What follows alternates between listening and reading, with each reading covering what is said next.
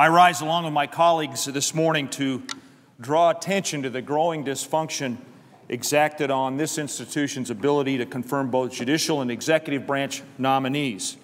Now, Mr. President, having served 5 terms in the United States House of Representatives, I've come to expect a certain amount of political revelry and combat. And while I was honored to serve in the House, and I've got fond memories of the often raucous debates there, I had high expectations that the United States Senate would truly be a place of deliberation and bipartisan goodwill. Of late, however, it seems, though, that the worst political gamesmanship has infiltrated the United States Senate. Perhaps the proverb that the grass is always greener on the other side applies here.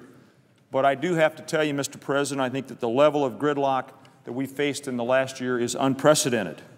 We've seen roadblock after roadblock as we've tried to exercise one of the most basic functions of the Senate, that of making sure that we have a full complement of federal judges and ensuring that the departments and agencies of the sitting administration are filled with competent public servants.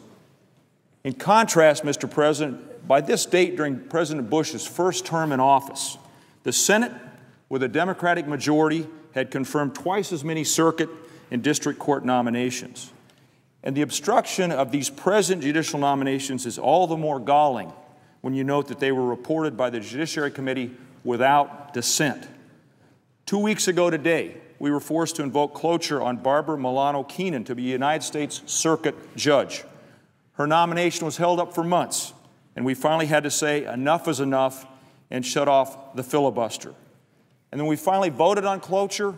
It was invoked 99-0, meaning that not a single senator was willing to stand up and oppose the nominee. Mr. President, you know in your state this is the kind of superficial partisanship that the American people are fed up with.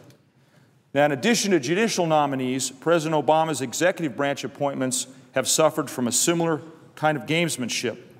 One would be hard-pressed to find one single department in this administration whose work hasn't been interrupted by phony delays. Let me give you an example. After having invoked cloture and overcome a filibuster on Martha Johnson to be the director of the General Services Administration, not a single senator was willing to stand up in opposition to the nominee. Cloture was invoked. She was confirmed by a 96-0 margin. Now, I know that partisanship is rampant in this town, but the American people deserve to know what's happening here in the Senate. We're really reaching a heightened level of imprudence, the kind that George Washington referenced in his farewell address in 1796.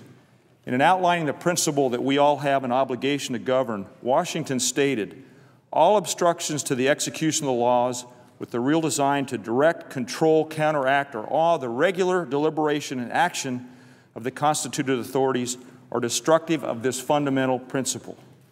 Mr. President, as I close, the American people know that this town causes grown men and women to bicker and fight like children. Children have an excuse. They are children. We aren't. We can do better, and I urge my colleagues to set aside their partisan differences in this gridlock and begin working together for the good of the American people. Mr. President, I yield the floor.